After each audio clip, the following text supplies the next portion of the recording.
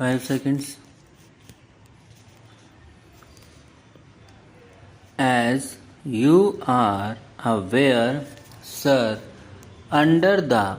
Constitution from the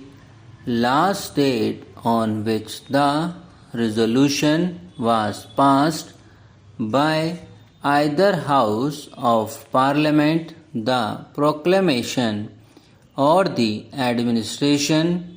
taken over by the President would continue to remain in force until the 24th October 1950. Now this resolution has been brought forward for purposes of continuing the administration by the President in Travancore, Kochi for a further period. In effect, according to law, the further period would be 6 months, but sir, in view of the reorganization of states and the emergence of the Kerala state from the 1st November 1950, it is a matter for consideration as to whether a new resolution or a new proclamation will be necessary, and the tentative advice that we have received is to the effect that when a new state comes into existence from the 1st November 1950, there will have to be a new proclamation issued by the President. If a new proclamation is to be issued, then naturally the effect of the present resolution would be to make the President's rule valid for a further period of 1 week only. Whether it is, sir, under the Constitution, it is necessary that every time after 6 months, when the proclamation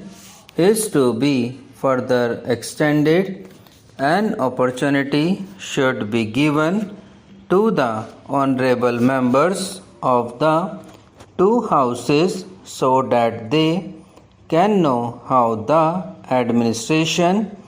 is being carried on and how it has been carried on during the last 6 months. This would enable them to consider the question as to whether it would be advisable or necessary to extend the period of the proclamation by a further period of 6 months. It is for this reason, sir, that a provision has been made in the Constitution in consonance with which this resolution has been placed before the House in order to enable the honorable members to understand how the President's rule has been carried on. A pamphlet has been published which gives the information relating to the last 6 months. Now, sir, when the President took over the administration, naturally there were certain problems of a peculiar nature. I am not dealing here with the political problems, but only with the administrative problems as they exist there.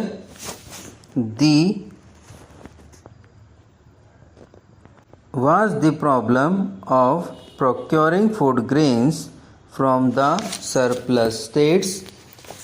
After the advisor took over charge, naturally, we had to devise certain measures for purposes of bringing the administration to a very high level of efficiency. This is the reason why the advisor issued a statement immediately after he arrived in Trivandrum on the 20th March 1950. I would read the very short but important statement that he made because that would indicate to this House the lines on which, under the guidance of the President, the advisor has carried on the administration during the last 6 months. This is what it says: the President's rule, which is necessarily of a temporary character, will give the people a short respite from politics and will provide an administration impartial, absolutely above party, above caste, and above creed, and I hope efficient. It will be my special endeavor to implement the schemes included in the second 5-year plan and to create employment for some at least of our educated unemployed. He has made a further appeal for cooperation so far as the public is concerned and for harder work so far as the officers are concerned, and thus, sir, he has taken under scrutiny all the facts that have been done by the various departments under his overall supervision and has pointed out how, to a large extent, the administration has become fairly efficient and how he has given his attention to various problems. Now, the first and naturally the most important problem that has to be taken into account is to what extent the first 5-year plan has been implemented and to what extent the second 5-year plan has to be placed on a sound footing. Naturally, therefore, these are the two circumstances which we have to take into account, because ultimately all the acts or